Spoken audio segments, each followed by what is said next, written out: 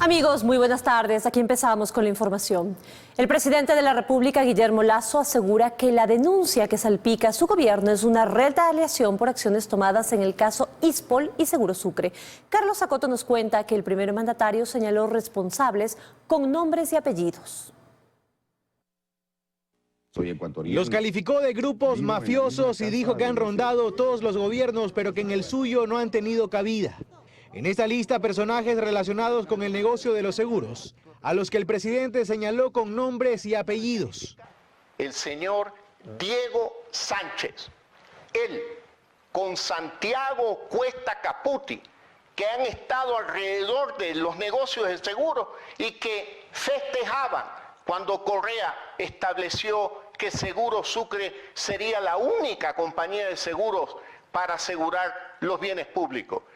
El primero, conocido empresario de seguros y reaseguros. Nosotros mantenemos una relación comercial con casi todas las compañías de seguros en el país, las privadas, la estatal. El segundo, exconsejero del gobierno de Lenín Moreno. A ellos responsabilizó de atacar a su gobierno por las decisiones que se han tomado, entre ellas la de liquidar Seguro Sucre. Vea usted, Seguro Sucre en liquidación. Debe más de 280 millones de dólares en siniestros no pagados a empresas e instituciones del Estado. Además, recientemente el Ejecutivo reformó el reglamento del sistema de contratación pública, exigiendo que tanto reaseguradoras internacionales como nacionales cuenten con una calificación de al menos A para ser contratadas por el Estado. Ese es un factor importantísimo para brindarle al país, a todo el país, ¿no?, la seguridad de que los operadores extranjeros de reaseguro cuentan con una solvencia mínima, lo cual es beneficioso para la economía y para la sociedad en general. Por eso, dice Lasso, hay reacciones contra su gobierno. Están utilizando, sin duda alguna, al portar la posta y al señor Boscán. El primer mandatario dio un nombre más. José Serrano, aquel ministro de gobierno de Correa y de Moreno. Todo lo que sucedió en Ispol no pudo haber sucedido sin conocimiento del ministro de gobierno. Asegura que desde ese frente se reciben ataques también, pues el gobierno dijo, ha facilitado la recuperación de 300 de los 900 millones de dólares que le fueron desfalcados a la seguridad social de la policía. El actual gerente de Flopec asegura que en el 2022 recibió una empresa técnicamente quebrada y que hoy reporta utilidades. Osvaldo Rosero reconoce que varias contratistas se beneficiaban en exceso por el tipo de contratos. Hoy habría mejores condiciones, pero con las mismas contratistas. Informa Fausto Yepes. Había un contrato. Osvaldo Rosero sabe que Flopec es una mina de oro, pero reconoce que todas las empresas públicas lo son. No obstante, en respuesta a los cuestionamientos que se han hecho a su gestión, Rosero muestra cifras que asegura le respaldan. Es facturar 960 millones de dólares y entregarle 180.7 millones de dólares al Estado. A mí me entregaron un enfermo terminal, ¿no? Y en el mes de diciembre lo que tenemos es un atleta olímpico. Su antecesor Johnny Estupiñán ha sido duro crítico de esta gestión. Hace casi un año Estupiñán le escribió al presidente Guillermo Lasso reclamando las condiciones contractuales en la asociación con la empresa Amazonas Tankers y que son desfavorables para Flopec. Sugería en el texto que el exgerente de EMCO, Hernán Luque, tenía intereses allí. El vínculo de Hernán Luque con Amazonas Tankers a través del señor Osvaldo Rosero. Osvaldo Rosero es el gerente actual, sigue de gerente subrogante. Esta vez Rosero, aunque reconoce que estos contratos perjudicaban a la empresa, reclama la inacción del exgerente Estupiñán. Flopec estuvo muy cerca de una quiebra técnica, dice. Con la gestión que él estaba haciendo en junio de ese año, la empresa quebraba. Iba a ocurrir otro TAME. Y que se habrían ya corregido los errores, pero no se podía prescindir de estos contratistas por cuestionados que fueran. Por eso la Contraloría nunca recomendó termine los contratos. Dijo, corrija los contratos y posteriormente tenemos que corregir en su totalidad la operación de la empresa. Eso es verdad. Defiende hacia la administración actual que según sus números ha generado utilidades sin incrementar el gasto. Habían barcos que los desviaban a rutas exóticas. El mismo problema que tenía TAME, rutas que eran a pérdida. ¿Qué hacía un barco de Flopec en Brasil? que la facturación se incrementó en más del 70%. No obstante, y ante recientes denuncias sobre el manejo de las empresas públicas, la Contraloría ya ha solicitado información.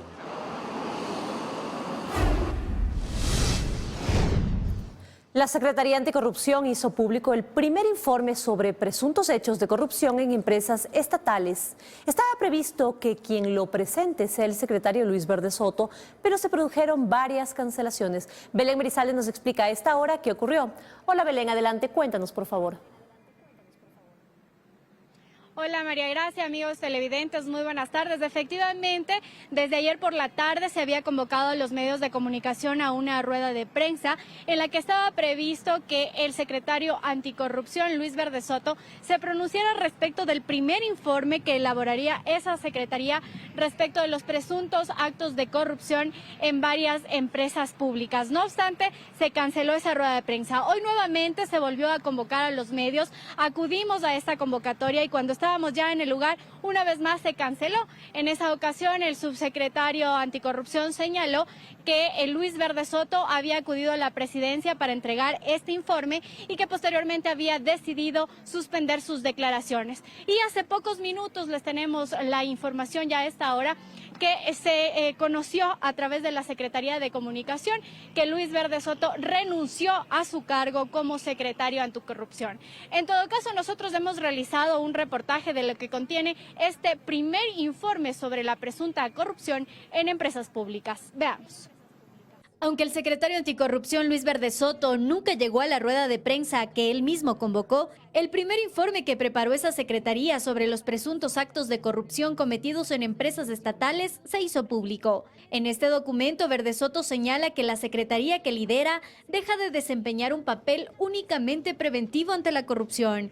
Y posteriormente se detallan ya las hipótesis de la existencia de presuntas irregularidades e ilícitos en empresas como Flopec, Selec, Senel y Petroecuador. Y aunque a lo largo del informe en varios párrafos se recalca que la información vertida no es en sí misma una prueba, se detalla el presunto modus operandi que se habría utilizado particularmente en Senel y Flopec. En cuanto a la Corporación Nacional de Electricidad, CENEL, el documento detalla que al operar como un monopolio se habría posibilitado a grupos corruptos acceder y utilizar información privilegiada en beneficio propio. Señala además que el grupo corrupto comprende el equipo de áreas técnicas y de apoyo, sus directivos de área y el gerente general. Finalmente indica que se presume que los beneficios corruptos se recolectan y entregan mediante cuotas ordenadas por la máxima autoridad o los operadores de confianza. Al referirse a la empresa pública Flota Petrolera Ecuatoriana, Flopec, el informe destaca la existencia de posibles patrones de corrupción que se configuran a partir de la existencia del monopolio en el transporte, sumada a la discrecionalidad en la dirección y la operación de la empresa y a la carencia de un efectivo control respecto de su gestión y finanzas. Líneas antes justamente se detalla, por ejemplo, que Flopec opera con 12 buques de carga. De ellos, solo 2 son propiedad de la empresa, 4 son alquilados y los 6 restantes son aportados por un socio de la empresa. El informe además dice que Flopec incurre en gastos onerosos de alquiler de los buques y precisa que se trata de $30,000 por día frente a ofertas que no superan los 2/3 de ese valor. Según consta en el documento, toda esta información recabada por la Secretaría Anticorrupción será entregada a la Fiscalía y a los periodistas que así lo requieran. Este informe de 19 páginas también deberá llegar a manos de la Fiscalía para que se investiguen estas presuntas regularidades que son recabadas dentro de todas estas hojas. Estaremos al pendiente también de cuál será el pronunciamiento del gobierno respecto de quién ocupará esta Secretaría Anticorrupción tras la salida de Luis Verde Soto. Esa es la información que tenemos hasta ahora. Ustedes siguen con más Liz en Estudios. Muy buenas tardes. Buenas tardes también para ti, Belén. Muchísimas gracias. Y la entrevista del presidente Lasso, sobre todo en lo que dijo en torno a la Asamblea Nacional, genera reacciones en ese poder del Estado por las afirmaciones sobre Hernán Luque. Los legisladores dicen que investigarán esto pese a que la Comisión Ocasional para el caso aún no se reúne. Andrea Samaniego nos cuenta más. Andrea, buenas tardes. Gracias, ¿cómo están? Muy buenas tardes. Así es, tanto desde Pachacuti como desde el Partido Social Cristiano cuestionan las palabras del primer mandatario y las tildan de incoherentes, sobre todo respecto a la salida de Hernán Luque. Además, dicen que la desestabilización de la que habla el primer mandatario nace desde su gobierno, más no de la comisión ocasional que va a investigar el caso Gran Padrino. Que cabe recalcar, esta comisión aún no ha iniciado su trabajo aquí en la Asamblea Nacional por falta de una notificación. Les contamos más en el siguiente reportaje, veamos. En la Asamblea Nacional hay críticas al presidente Lasso por sus declaraciones. Son una muestra de la debilidad de su gobierno. Él sigue manteniendo un relato que se contradice a sí mismo. En el caso del señor Luque, en una entrevista previa se había dicho que salió por su propia voluntad. El día de ayer se cambia la versión y se dice que fue sacado de las empresas públicas. No aceptan lo que mencionó respecto de la comisión que se formó en el Legislativo para investigar el Gran Padrino. Una comisión de conspiración, no de investigación. Los verdaderos desestabilizadores están en el gobierno infiltrados, en formas de corrupción y de desgobierno. Sin embargo, esta comisión formada el pasado jueves en el Pleno aún no empieza su trabajo. El primero de la lista, Pedro Zapata, dice que aún espera la notificación de la Secretaría General para llamar a una sesión. A quienes tenían la celeridad porque esto se dé y que al final del día solo quedaron en palabras o peor aún, están en campaña. Esta comisión ocasional tiene 30 días para realizar un informe. Y bien, mientras la comisión ocasional creada por el Pleno de la Asamblea Nacional espera la notificación para reunirse, el Frente Parlamentario Anticorrupción ya adelanta y avanza en una investigación sobre este caso, de la cual también han prometido un informe. Les estaremos contando más en nuestras siguientes emisiones. Ustedes tienen más noticias. Muy buenas tardes. Muchísimas gracias, Andrea. Muy buenas tardes. Y la empresa coordinadora de empresas públicas, EMCO, decidirá esta semana sobre la permanencia de Hugo Aguiar en Petroecuador. Así lo informó el ministro de Energía, Fernando Santos, en una entrevista con Teleamazonas. También hizo referencia al problema del estiaje. Daniela Valencia preparó un reportaje. A pesar de que la denuncia de corrupción que salpicó al sector eléctrico hace referencia a 3.800 contratos, de acuerdo al ministro de Energía, Fernando Santos Alvite, no queda clara la acusación. Dice que se debe investigar, pues todo es una gran bulla.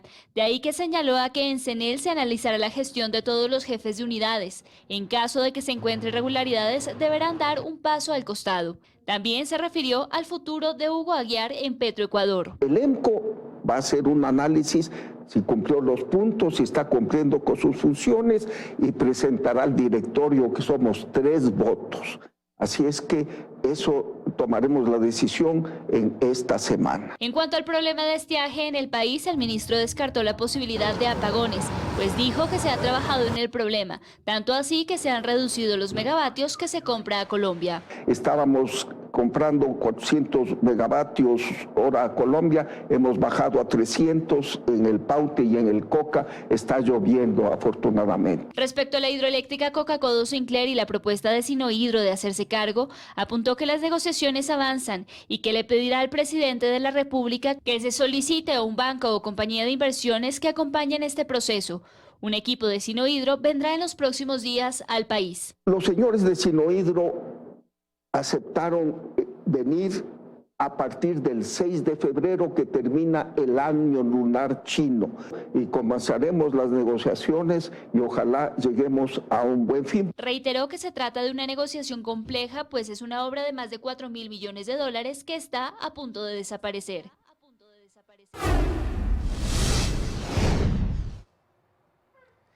Inició la segunda fase de inducción del metro de Quito. Los usuarios podrán subirse en los trenes y realizar recorridos. Steffi Paz está en la estación Quitumbe, en el sur de la ciudad, desde donde nos cuenta los detalles. Hola, Steffi. Así es, muy buenas tardes. Hasta la estación Quitumbe, ubicada en el sur de la capital, podrán llegar los usuarios que sean parte de esta segunda fase de inducción de operación del metro que inició hoy. Alrededor de las 8 de la mañana llegaron los primeros pasajeros a la estación El Labrador en el norte de la capital y realizaron el circuito en metro hasta este punto. El recorrido de norte a sur tomó alrededor de 40 minutos. Escuchemos lo que dijeron algunos de los usuarios. Todo está bonito y el tren que ni se siente y muy ligero. Hemos llegado bien tempranito, un servicio rápido. Nosotros que somos del sur viajamos hasta el norte, en 35 minutos es algo increíble la verdad, porque en superficie el tráfico es tenaz. Personal de la Policía Nacional, del Cuerpo de Bomberos y agentes metropolitanos de tránsito estuvieron presentes durante el viaje, tanto en el interior de los trenes como en las paradas. Según el gerente de operaciones del metro, Roberto Custode, ya están listos y probados todos los protocolos de seguridad. Escuchemos. Las telecomunicaciones de operaciones y emergencia son telecomunicaciones que están completamente listas, garantizadas, probadas, con respuesta con el EQ 911, con bomberos, con la Policía Nacional. Las telecomunicaciones comerciales, es decir, celular. Esas telecomunicaciones, al no ser vitales ni significar un riesgo para la operación, las hemos tenido que dejar para un segundo momento. Hoy a partir de las 2 de la tarde, quienes deseen ser parte de esta fase de inducción y de recorrido de trenes podrán inscribirse a través de la página web www.metrodequito.gov.es. Los trenes estarán en movimiento desde las 7 hasta las 10 de la mañana. Esa es la información que les tenemos hasta este momento. Con esto regreso a estudio con ustedes, compañeras, que nos tienen más noticias. Muy buenas. Estamos ya de regreso con más noticias. Según datos de organizaciones internacionales, semanalmente al país están siendo deportados entre 100 a 120 migrantes ecuatorianos que intentan cruzar de México a Estados Unidos. De este hay un número considerable de ciudadanos que aspiran a retornar por la falta de oportunidades. Paul Coello nos cuenta más en el siguiente reportaje. ¿De dónde son? ¿De dónde son? De Ecuador. Ecuador, ¿cómo les fue el camino? Una alegría. Ay, llegar aquí sin palabras. Sí. Agarrados de la mano bajo un intenso sol y un poco desorientados por el cansancio, una pareja de ecuatorianos contó brevemente a un periodista que los grabó lo duro que fue atravesar 7 países para llegar a alcanzar el sueño americano. 7 países que hemos recorrido, los 7 países han sido fatales. 7 países fue difícil. Sí, fue muy difícil. ¿Vienen solo? ¿No trajeron hijos? No, que los iba a traer a mis hijos, no mira. El video fue captado hace algunas semanas en Arizona, Estados Unidos. Aquí la pareja de ecuatorianos relataron que llegaron sin nada, únicamente con un anillo y un par de apuntes que les sirvió para llegar a territorio americano. Y que yo le voy a ayudar a mi hijo para que sea piloto. Por eso estamos aquí, porque él tiene un sueño, él quiere estar estudiando para ser piloto. Los amo, los amo. Son imágenes que conmueven y que muestran la dura realidad que están atravesando cientos de ecuatorianos a diario que salen del país en busca de mejores días. Eduardo Valdión, de la Alianza Migrantes en México, cuenta que Ecuador atraviesa el segundo éxodo migratorio en su historia, después de la crisis bancaria en 1999 y 2000. Estamos observando desde agosto del 2020, empezó a evidenciarse unas tasas de crecimiento inusuales de la migración forzada de ecuatorianos. Indica que en este éxodo migratorio han identificado nuevas problemáticas que les obliga a los ciudadanos a salir del Ecuador. Están aquellos que salen por primera vez en busca de oportunidades laborales. También hay un registro de ciudadanos extranjeros que utilizan el país como tránsito, y se suman los migrantes que quieren retornar. Al no encontrar las posibilidades de inserción económica, laboral, financiera, han tomado la decisión de volver a migrar. Y este es un fenómeno también nuevo en el caso ecuatoriano, porque nosotros no conocíamos ciclos de reemigración forzada como el que está teniendo lugar actualmente. Pero no todos logran cruzar la frontera. Según la organización internacional World Vision, semanalmente están siendo deportados al país. 2 vuelos humanitarios con personas que retornan al país, 100 a 120 personas semanalmente. Y a pesar de que las cifras revelan lo preocupante de esta situación, según el canciller Holguín, en estas últimas semanas han evidenciado una reducción respecto al flujo migratorio de ecuatorianos. En los últimos días, relacionados a que la incidencia de migrantes tratando de cruzar el Darién ha bajado. Esto tiene que ver con que en diciembre Estados Unidos no retiró esto que se conoce como el título 42, que de cierta manera era el mecanismo con el que estaban manipulando los coyoteros. Y es que los registros no únicamente han aumentado sobre la migración forzada o irregular, sino también vemos un alto flujo a diario de ciudadanos ecuatorianos en el aeropuerto Mariscal Sucre de Quito saliendo del país en busca de nuevos retos y oportunidades. Por mi familia, visitar, estar un tiempo y luego volverme, porque ya mi vida ya está.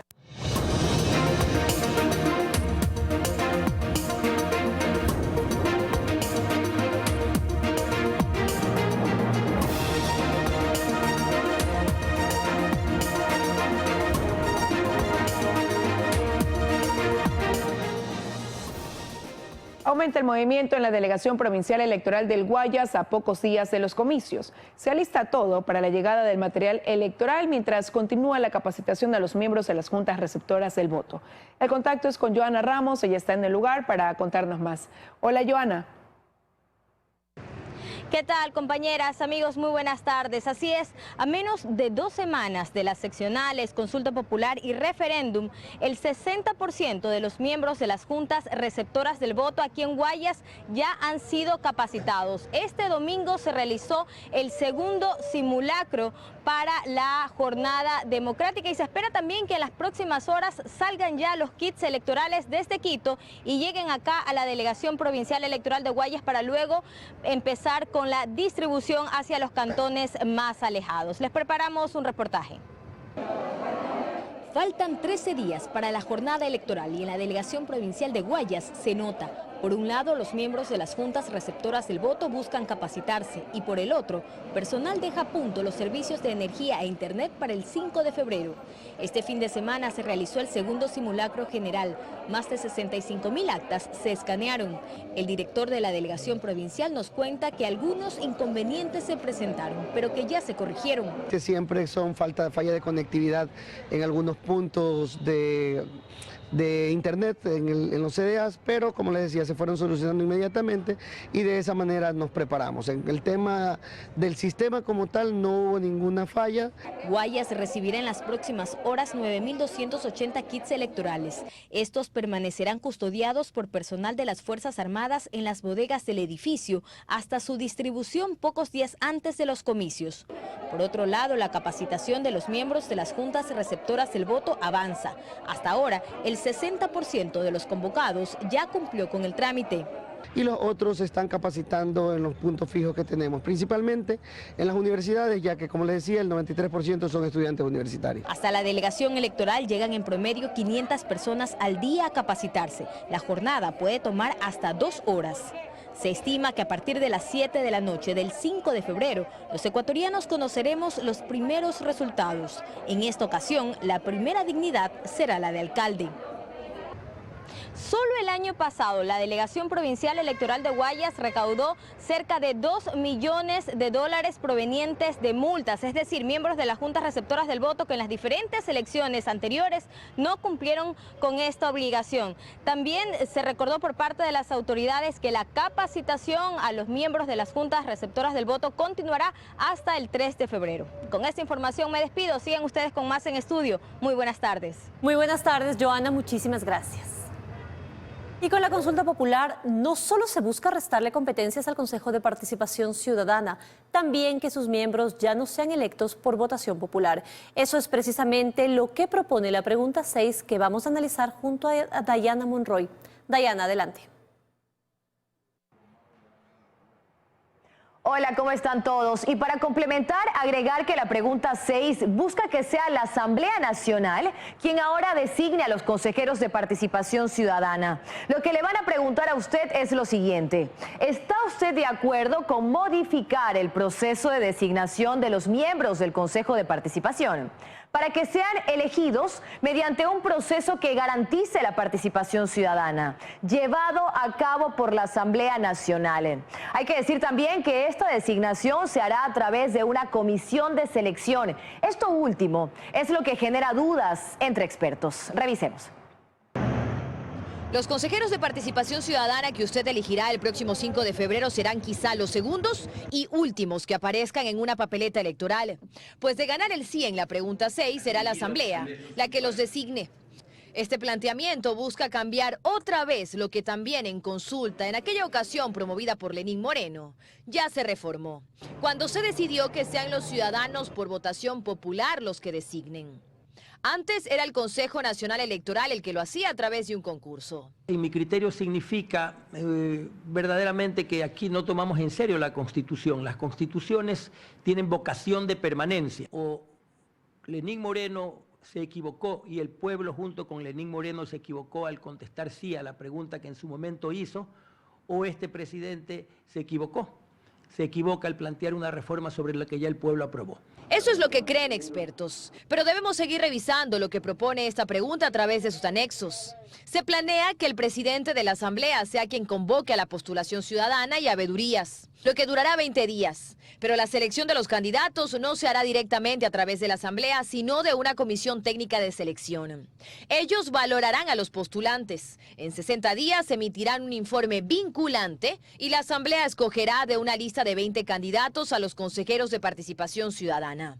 El Pleno tendrá 10 días para hacerlo y lo debe hacer con una mayoría absoluta, o sea, 70 votos. Precisamente la existencia de una comisión de selección es lo que hace dudar a constitucionalistas. Es, como he dicho, poner en marcha una comisión de aquellas que se critica en este momento por tener la responsabilidad de organizar los concursos. Y la Asamblea Nacional en la designación definitiva únicamente tendría que consumar aquello que la comisión técnica ya prácticamente le entrega armado. La comisión estará conformada por un representante de cada función del Estado y por 2 representantes de los ciudadanos y 2 representantes de universidades. El poder de la comisión técnica es importante, pues dictarán las normas para la selección de los consejeros, resolverán la admisibilidad y las impugnaciones.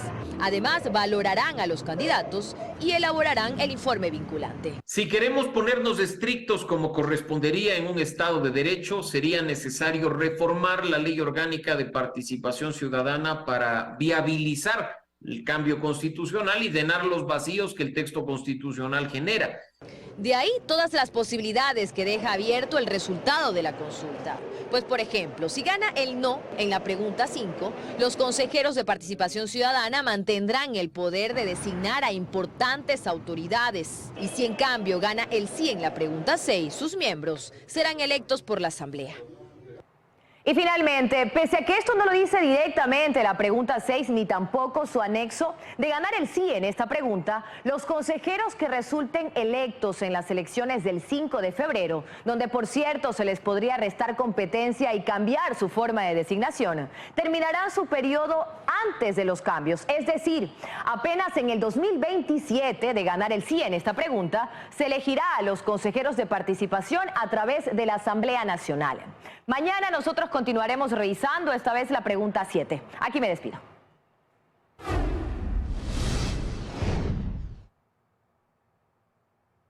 Gracias a Dayana. Y el fallo de un juez de la Concordia de liberar a un condenado por sicariato genera reacciones entre juristas y la queja de la Fiscalía General por abuso de derecho. Por su parte, la Unidad Judicial Multicompetente de la Concordia descartó el habeas corpus que se había otorgado. Luisa María Heredia con el reporte.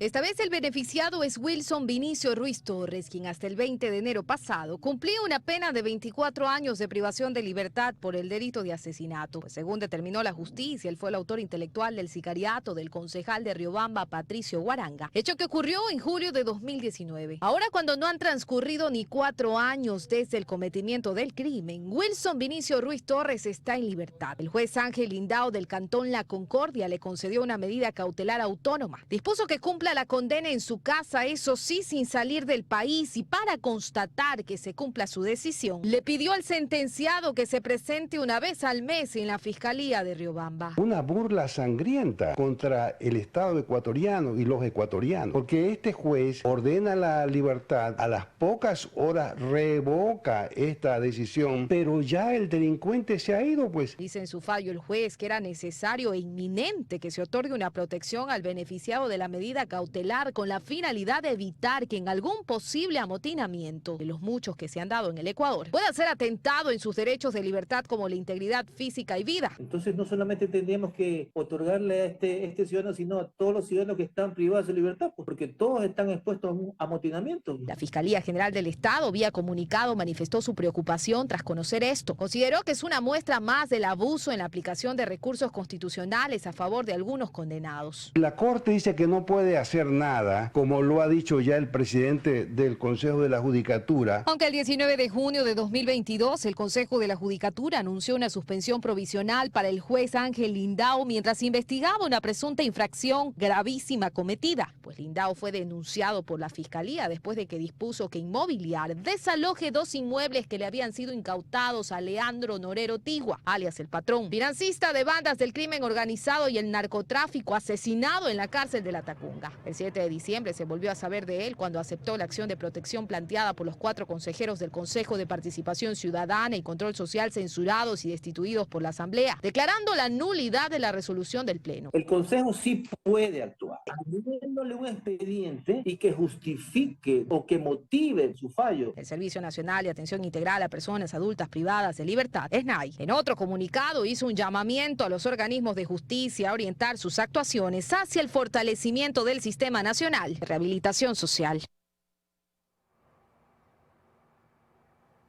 4 años después de que el exsecretario de Comunicación de Rafael Correa, Fernando Alvarado, se fugó del país tras retirarse un grillete electrónico, este lunes fue llamado a juicio por el delito de incumplimiento de decisiones legítimas de autoridad competente, a pesar de que en este proceso cuenta con una orden de prisión. El juez aceptó una solicitud de caución, por lo que con el pago de $10,000, Alvarado podrá suspender esta medida. Más noticias. Se registró un gran incendio en un mercado municipal de Durán, provincia del Guayas. El flagelo causó daños materiales en más de 60 locales. Nos contactamos con Alex Vargas para más información. Alex, adelante.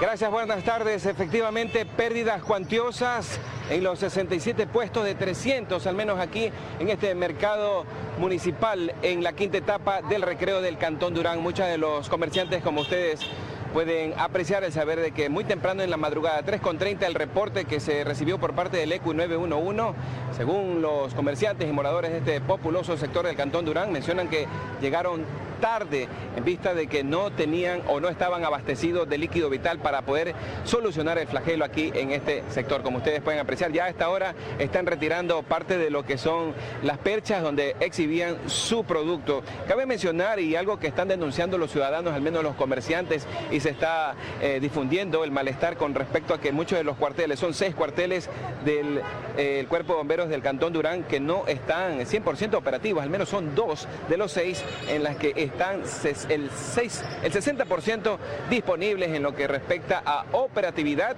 y de esta manera brindar el rescate cuando se presentan auxilios. Y considerar también el que cuando ocurren estas desgracias mayores coordinan acciones con el ECU 911 para que personal del Cuerpo de Bomberos del puerto principal o de San Borondón puedan auxiliarlos. Esta vez se coordinó, y de esta manera el saber de que poco se pudo hacer con la mitad de este mercado, que según los comerciantes mencionan no existe un sistema contra incendios, y así han estado trabajando, laborando en este sector de la quinta etapa del recreo Cantón Durán. Es lo que podemos dar a conocer, y desde luego el saber de que el coronel Montúfar menciona de que están operativas, cosa que denuncian, y de una u otra forma los ciudadanos mencionan de que no están recibiendo la atención por parte de los bomberos cuando ocurren este tipo de desgracias. Lo que podemos dar a conocer acá en la quinta etapa del Cantón Durán, compañeros.